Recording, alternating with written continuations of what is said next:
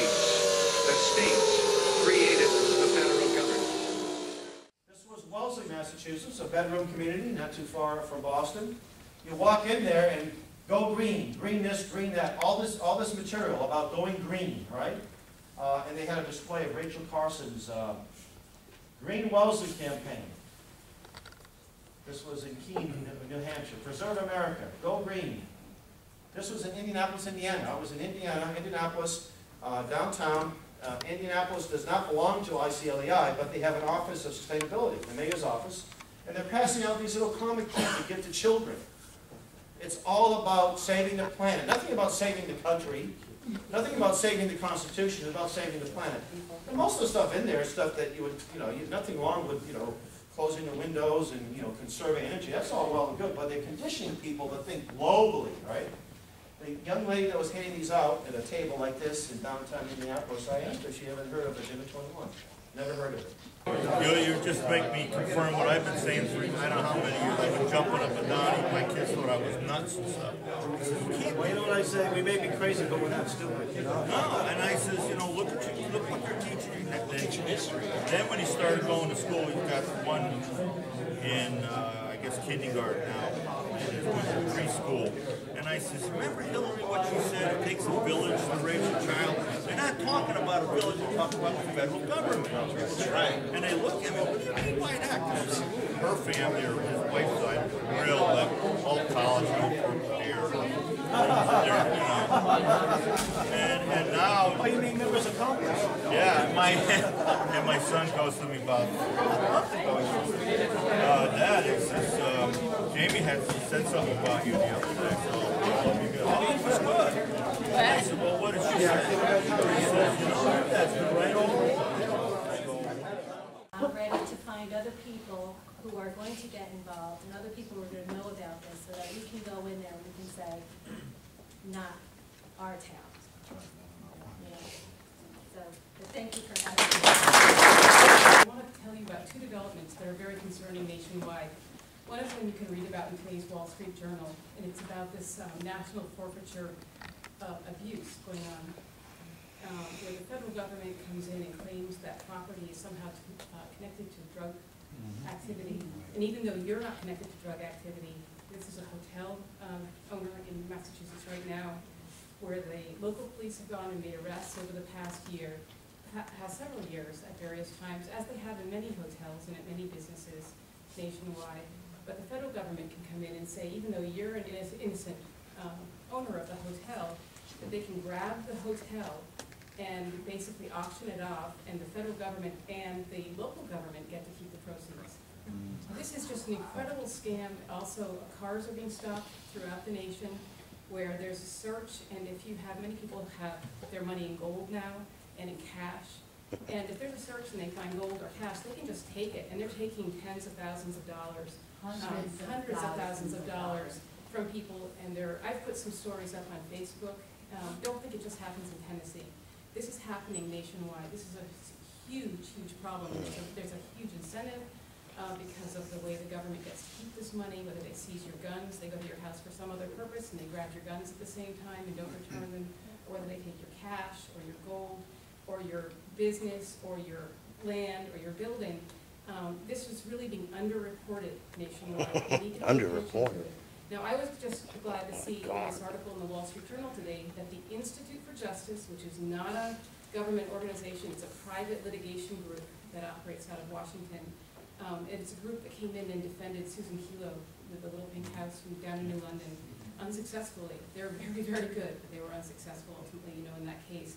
And they've come in to help this property owner, and they're now looking at this type of case. Normally, they're fighting for economic rights in the arena of the right to start a small business and not be put out of business by regulation in favor of big companies. But now they're getting involved with this asset forfeiture situation, which is incredible. So pay attention to it. You guys should be all over it. We should be all over it. The other area that I wasn't familiar with, but has come to my attention, that is just an area of national abuse.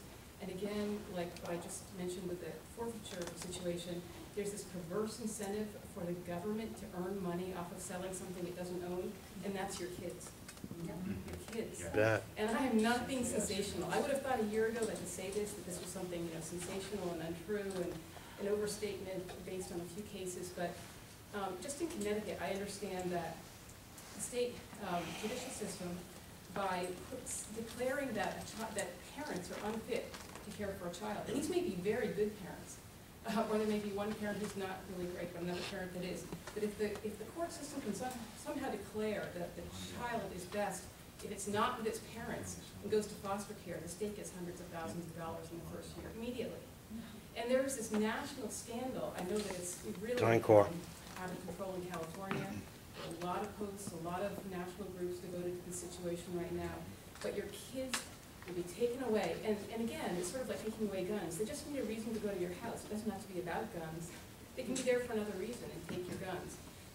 And if you just happen to end up in the family court system for some reason that has nothing to do with unfit parents, they can just take your kids. And you would never think that this could happen to normal, you know, law-abiding, healthy, you know, productive families, and it is.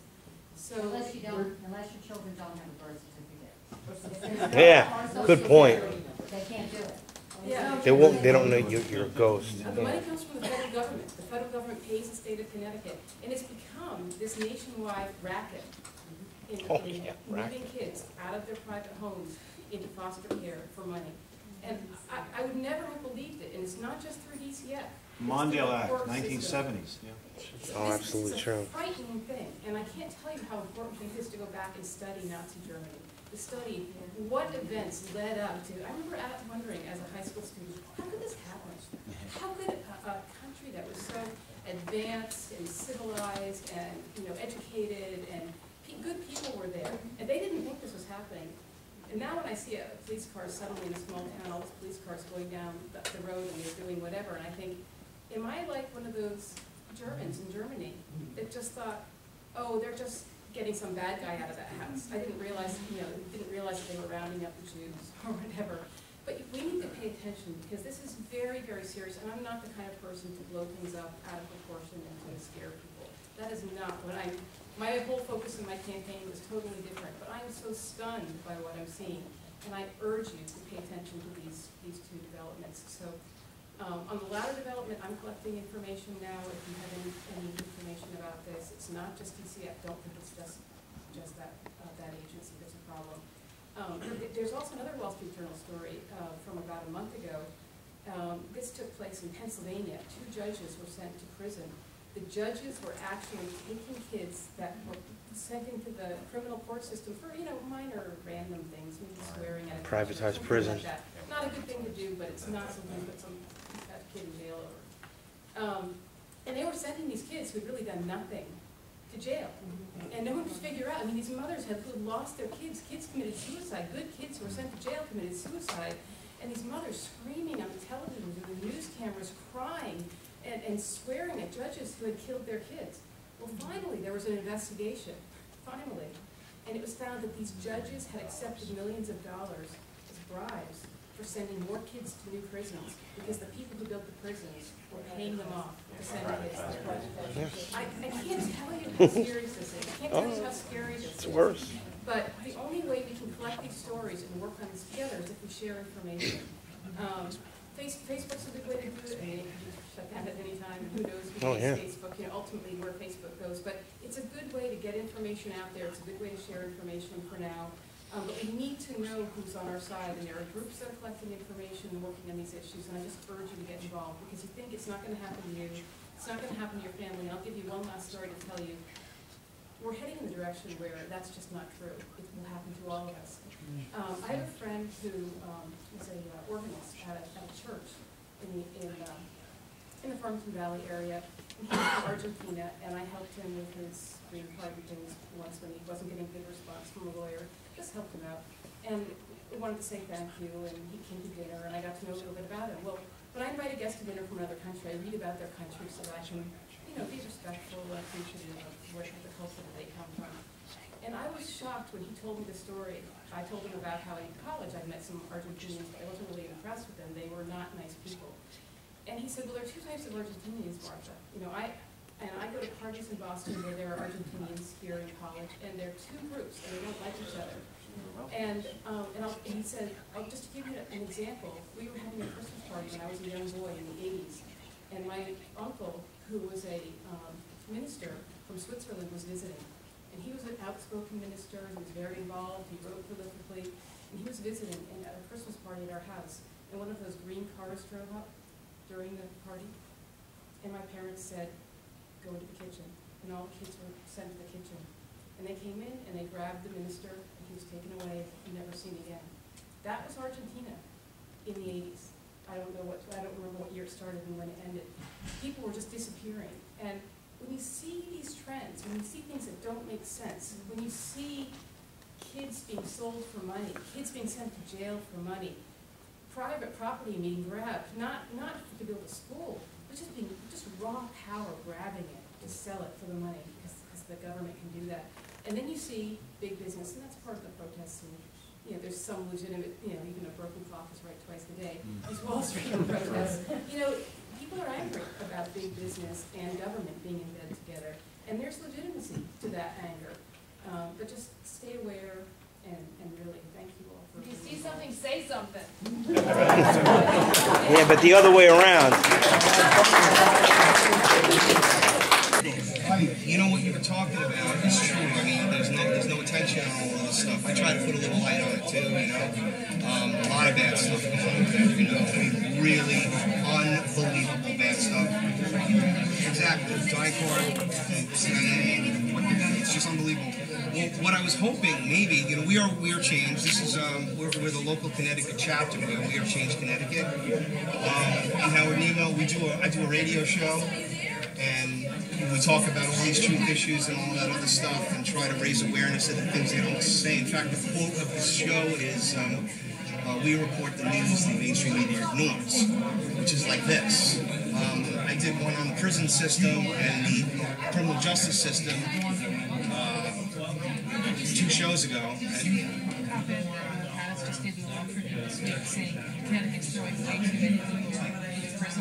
Oh yeah, absolutely. It's all money. It's becoming that even worse. But yes, like you said, it's not reported. You know, they say crime is actually down. I'm talking. You know, the underreported news is that crime is really down. But if you look. Private prisons from 1980, if this was a graph, and like from 1920 to 1980, it was this line. It just goes like this. And a company called Corrections Corporation of America had 51 prisons, which is 70% of the private prisons. And now there's 51 prisons in 50 states. Do the math. And then there's another company in Florida that's real big. And it's like you were saying, that judge that got busted. And then they have you can't forget about the fact that in the same state of Pennsylvania, that they actually gave the kids laptops going into this thing, and laptops actually spying on them. And it's not, this is real, it really happened. That Mossad was hired, and it's really true, to spy on the population, or people in the population. So we are under fascist dictatorship that is beating in liberty and love bombs and